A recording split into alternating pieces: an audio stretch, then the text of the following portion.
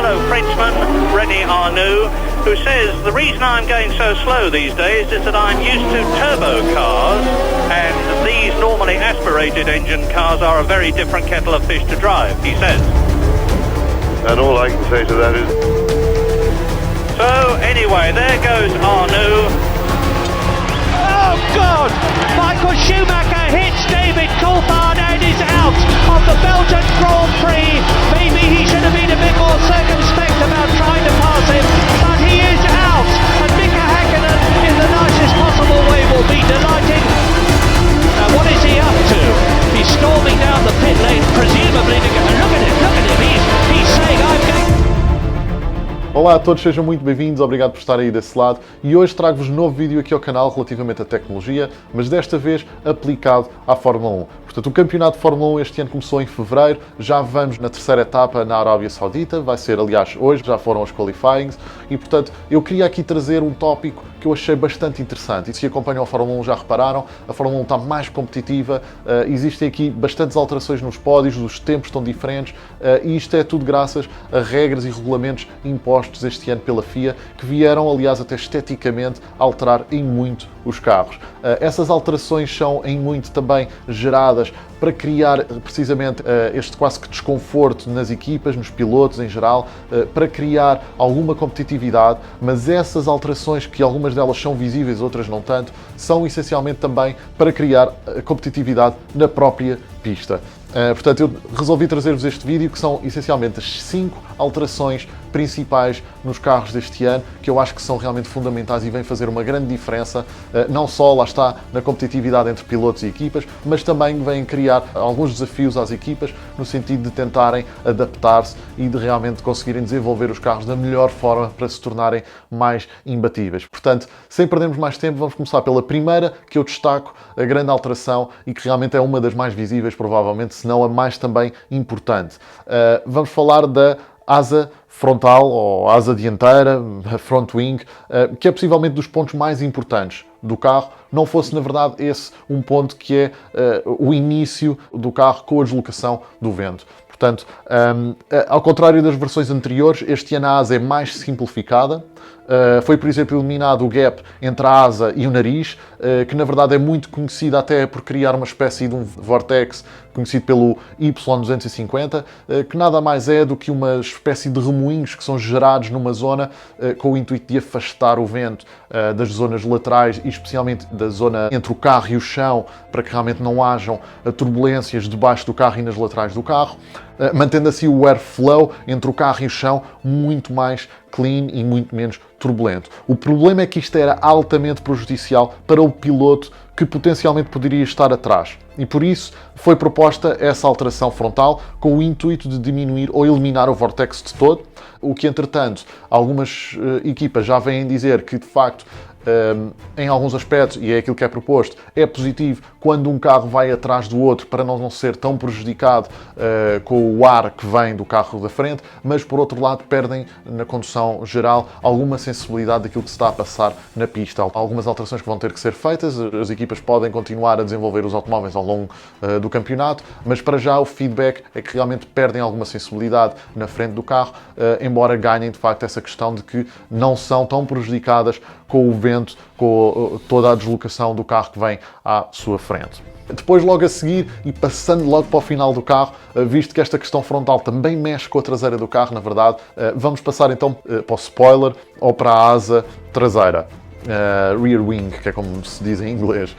Possivelmente é a mudança que eu gosto mais também, é que acho uma autêntica obra de engenharia de arte, é de facto aquela forma arredondada, o spoiler é muitíssimo maior, parece-me também francamente mais largo e também muito mais alto. Continuando a temática, como eu estava a dizer, relacionada com o vortex de ar, uma vez mais, por isso, tornou-se motivo em grande parte das alterações que podemos ver neste spoiler ou na asa traseira. Claro que depois, neste aspecto, todos os carros têm sempre um grande desempenho, a deslocação do ar é sempre brutal e, portanto, nunca é possível eliminar por completo o ar que, de facto, vai ser transferido para o carro de trás, mas todas estas mudanças que vamos aqui falar e que estamos aqui a falar são, de facto, mudanças que podem alterar em muito aquilo que é o ar que depois vai afetar o carro que está atrás atrás. Depois temos aqui o chão. É uma das questões que realmente não é visível aos nossos olhos, ou não tão visível. O que acontece é que foram criados 2 canais de vento pela base do carro, portanto criando aqui 2 fluxos de ar por baixo do carro, por forma a dispersar o ar o mais rápido, reduzindo ao máximo a pressão exercida, por forma a agarrar mais à estrada, exercendo maior capacidade de propulsão do carro. Ou seja, não existe tanto um bloqueio e, mais uma vez, obviamente, como nós temos 2 canais debaixo do carro, também faz com que não haja tanta turbulência, por assim dizer, do ar entre o carro e a estrada, tornando obviamente também o carro mais estável. Essa base do carro, a parte de baixo do carro, antigamente era completamente plana. Depois foram eliminadas do carro, vamos ver se eu consigo pronunciar bem esta palavra, mas foram eliminadas do carro as barge boards, que basicamente são uma continuidade das asas frontais, por assim dizer, e que estava encarregue, ou pelo menos ajudava a redirecionar o flow do ar, enquanto tornava, por isso, o carro mais aerodinâmico. Iniciado na zona um pouco depois das rodas frontais, tinha como principal objetivo dissipar o ar o mais possível do carro, ajudando a melhorar a performance aerodinâmica da traseira do carro, permitindo também o melhor desempenho do difusor traseiro. Portanto, tudo isto estava calculado, todas estas pás, digamos assim, que orientavam a circulação do ar, estavam realmente desenhadas e redirecionadas para que, de facto, o ar circulasse e percorresse. No fundo, era forçar o ar a percorrer um determinado caminho.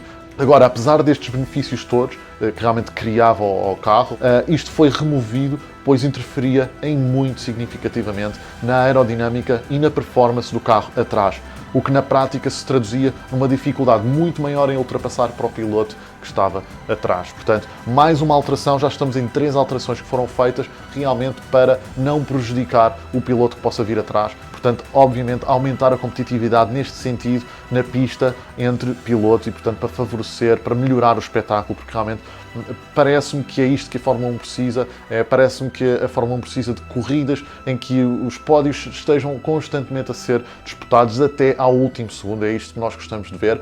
A questão da segurança, obviamente, também era uma questão antigamente que era bastante aliciante, porque, enfim, inevitavelmente as pessoas atraem-se por esta questão de que realmente existe um perigo inerente a esta competição. Isso, obviamente, está cada vez mais assegurado, a segurança dos pilotos cada vez está mais assegurada e ainda bem, mas de facto eliminar esta que é realmente uma questão de competição e de competitividade na pista tornava realmente esta competição um pouco menos aliciante. Eu penso que estas alterações, como vocês veem, já vamos na terceira alteração, vêm em muito trazer de volta esse espírito da Fórmula 1, esse espírito da competitividade em que realmente tudo pode ser decidido até ao último segundo. Outra grande alteração que vemos serem implementadas nos carros são as rodas. Este ano, de forma muito visível, as rodas sofreram uma mudança brutal.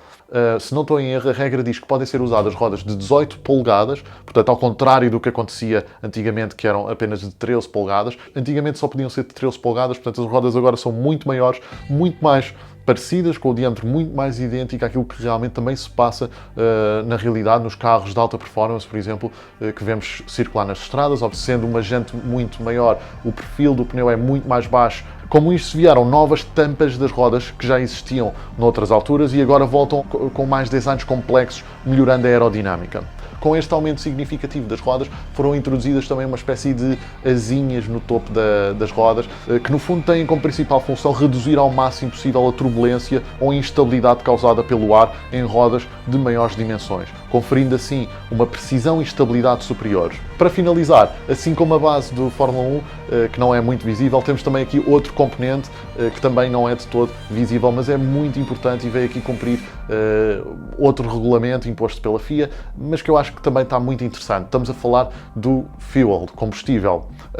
No seguimento do que aconteceu já há alguns países no que diz respeito ao regulamento para carros normais, de estrada, etc., também a Fórmula 1 procura estar mais envolvida na causa ambiental e tornar-se cada vez mais sustentável. Por isso, este ano os carros passam a utilizar um combustível que é denominado como E10. Portanto, este combustível essencialmente quer dizer que tem um composto, o composto do combustível tem agora 10% de etanol, ao contrário do que acontecia, por exemplo, o ano passado, que era um composto de 5,75% de etanol, penso eu, algo assim do género. Portanto, praticamente 6% de etanol. Essa alteração parece pequena, mas já teve os seus efeitos negativos pelos extremos desafios causados na adaptação a este combustível por parte dos diversos mecânicos, das marcas, porque realmente nós vemos nas equipas um efeito brutal. Por exemplo, a Ferrari está com um desempenho fenomenal, ficou em primeiro, está agora outra vez nas qualifyings, praticamente estão no pódio, portanto a Red Bull aqui saiu-se também melhor nestas qualifyings. A Aston Martin, por exemplo, está com sérias dificuldades, não só pela questão do chassi, mas também, aparentemente, com a questão do combustível. Também a Mercedes apresenta aqui algumas dificuldades em lidar com a questão da performance por causa do combustível. Portanto, vamos ver como é que as coisas vão sendo desenvolvidas agora à medida que o campeonato, que as etapas vão avançando. Eu estou muito curioso. O design dos carros não deixam ninguém despercebido. São alterações de fundo realmente muito grandes e eu realmente queria perceber, queria transferir para vocês também este conhecimento, queria transmitir-vos algumas destas características. Enfim, meus amigos, eu espero que vocês tenham gostado, espero que acompanhem também a Fórmula 1. Se quiserem ter mais informações relativamente a campeonatos, a calendário, algumas coisas interessantes que se possam dizer e falar relativamente à tecnologia da Fórmula 1, não só dos carros, da competição, entrevistas, etc. Vocês têm o site oficial e a aplicação também oficial da Fórmula 1, com preços muito, muito simbólicos, diria eu, com subscrições realmente sem grandes compromissos. E eu acho que para quem realmente gosta de Fórmula 1, para quem quer continuar a ver Fórmula 1 e este ano eu acho que promete mesmo, vale a pena darem uma espreitadela. Portanto, já sabem, eu também vou deixar aqui no link, na descrição, o link para vocês conseguirem consultar o site e verem o que é que acham. Portanto, meus amigos, sem mais demoras, espero que vocês tenham gostado do vídeo. É tudo por hoje, um grande abraço, fiquem bem, até à próxima.